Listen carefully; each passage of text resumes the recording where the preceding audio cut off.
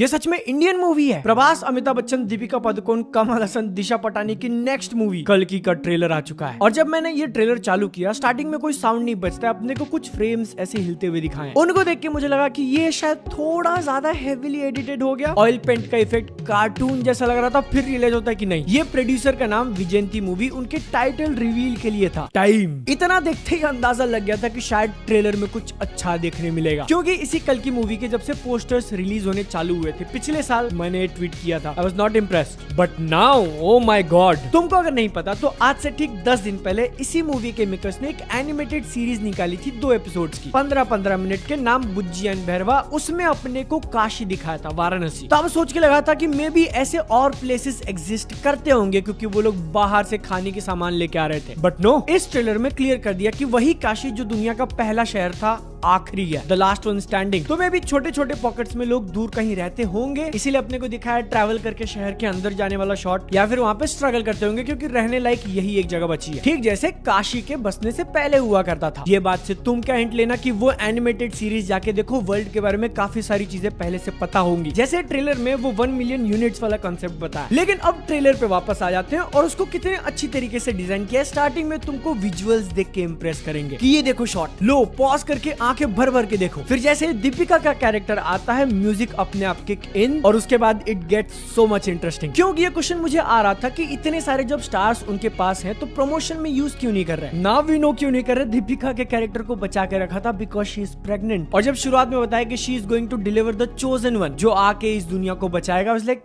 है तो प्रभास के कैरेक्टर की मदर होंगी क्या? मे बी फिर दीपिका वाला पूरा सेक्शन पास्ट का हो, और मैं थोड़ा बहुत कंफ्यूज हो गया था कि what is going on. But नहीं, पूरा ट्रेलर देखने के बाद इट इज क्लियर कि she is not the mother of Bhairahawa, वो कल्कि की माँ हो सकती है। अब नाम एग्जैक्टली यही यूज करेंगे या चेंज करेंगे, वी डोंट नो। लेकिन अमिताभ बच्चन का कैरेक्टर जो कि अश्वत्थामा है, उन्होंने प्रॉमिस किया कि आई विल प्रोटेक्ट। प्रभास का character is just a random bounty hunter. ये ट्विस्ट हो गया क्योंकि अब तक सब लोग एक्सपेक्ट कर रहे थे कि वो कल्कि होगा। हु नोज, आगे चल के पिक्चर में बता दें बाय सम ट्विस्ट। लेकिन जब भैरवा प्रॉमिस करता है ना कली के कमांडर को कि मैं पकड़ के लाऊंगा, 5 स्टार वाली बाउंटी रखी है दीपिका के सर पे, 1 मिलियन यूनिट्स मिलेंगे, मैं कॉम्प्लेक्स में जाके आराम की जिंदगी जी सकता हूँ। इस ट्विस्ट के कारण काफी सारी पॉसिबिलिटीज खुल चुकी हैं। सब लोग दीपिका के पीछे होंगे तो अश्वत्थामा और भैरवा के बीच में लड़ाई। मे बी एंड में प्रभास का कैरेक्टर जीत जाए, दीपिका को पकड़ लिया, क्योंकि इसके पार्ट 2 पार्ट 3 आने के भी रूमर्स हैं। और मे बी प्रभास का हृदय परिवर्तन हो जाए, जो उसने बोला ना कि इस दुनिया का एक ही रूल है खुद के लिए, वो इनकी मदद करे एस्केप करने में। फिर ट्रेलर के एंड में हमने जो कमल हसन का एक शॉट देखा है,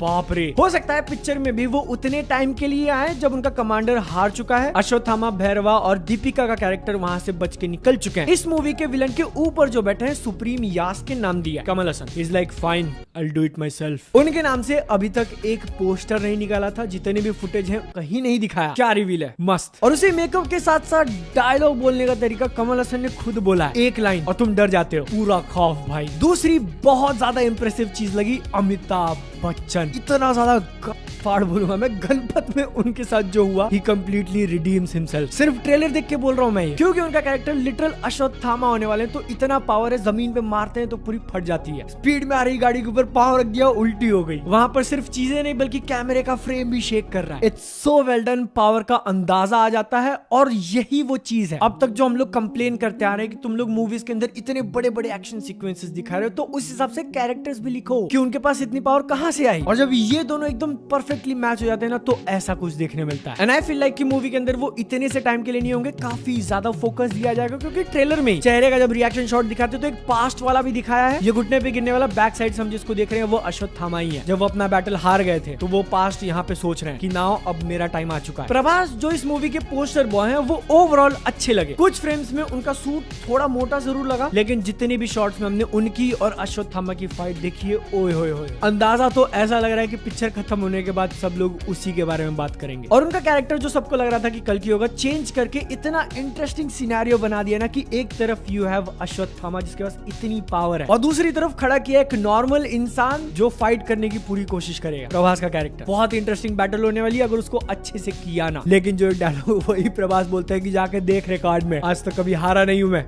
सर बुज्जी और भैरवा में तो कुछ और हुआ था। लेकिन एक चीज जो थोड़ी कंफ्यूजिंग और अच्छी भी लगी कि इस मूवी के लिए वॉइस उन्होंने खुद दी है या शरद केलकर ने। शरद केलकर जैसा पूरा तो नहीं लग रहा था, थोड़ा थोड़ा प्रभास का टच उसमें फील हुआ, और अगर उन्होंने खुद दिया तो it is a big improvement over Radhe Shyam. I hope कि मूवी के अंदर ऐसे मोमेंट्स प्लान किए हों जो कि डेफिनेटली होगा, जहां पे फैंस उनके एकदम चिल्ला के थिएटर खत्म कर दे। लेकिन जो बात मैंने इस वीडियो के स्टार्टिंग में बोली कि लग नहीं रही भाई इंडिया में बनी हुई पिक्चर है, क्योंकि 600 करोड़ बजट है इसका। वैसे तो ये अमाउंट काफी ज्यादा, और तुमने बहुत जगह सुना होगा कि अब तक की मोस्ट एक्सपेंसिव मूवी है, लेकिन उसी 600 करोड़ में जो क्वालिटी इस ट्रेलर में दिखाना super impressive. My mind is literally blown, इसलिए मैं इतना ज्यादा एक्साइटेड हूँ और तारीफ पे तारीफ किए जा रहा हूँ, क्योंकि इस मूवी का एकदम परफेक्ट कंपैरिजन तुम कर सकते हो आदि पुरुष के साथ, जिसके अंदर भी ऑलमोस्ट इतने ही पैसे फूके थे ले देके। मूवी के कंडीशंस भी ऑलमोस्ट सिमिलर हैं, जहाँ पे तुमको हर एक फ्रेम के अंदर CGI VFX दिख ही रहा है दोनों में, फिर भी this one looks 1000 times better than this.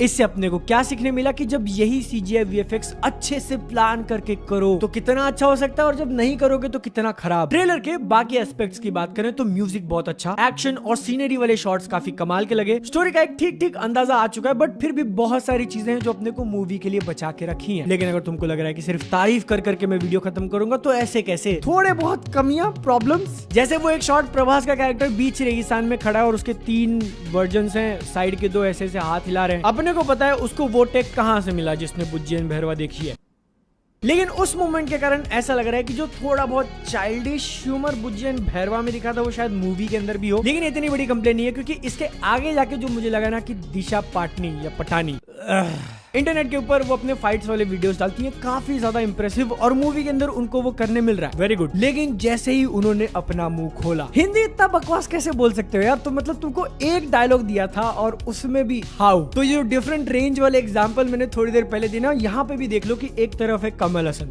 Single line, mind blown, दूसरी तरफ है दिशा पटानी। इस वाले शॉट ने मुझे डेफिनेटली याद दिलाई थॉर की, जब वो इन्फिनिटी वॉर में स्टॉर्म ब्रेकर को फोर्स कर रहा होता है। इट्स जस्ट अ फ्रेमिंग, और जिस तरीके से बाकी दोनों को लेके एंगल बनाया हुआ है, और ऑफ कोर्स तुम में से कुछ लोग आयरन मैन या डून की कॉपी बोलोगे, आई डोंट केयर, वो इतनी बड़ी डील नहीं है, क्योंकि इट्स लॉजिकल, जैसा वर्ल्ड उन्होंने सेटअप किया ये सारी चीजें होनी ही थी। मैं बहुत ज्यादा खुश हूँ बिगर पिक्चर को यहाँ पे देखते हुए कि ऐसी चीज इंडिया में बन रही है। 2 ही चीजें बस बच जाती हैं इस मूवी को नेल करने के लिए, पहला तो स्टोरी अच्छा हो और दूसरा इसकी फिल्म मेकिंग। अगर दोनों टिक हो गए, सिली जोक्स और हीरोबाजी करने के बदले एक थोड़ी बहुत सीरियस मूवी देखने मिल गई, फिर this can easily be the next Baahubali. Subscribe.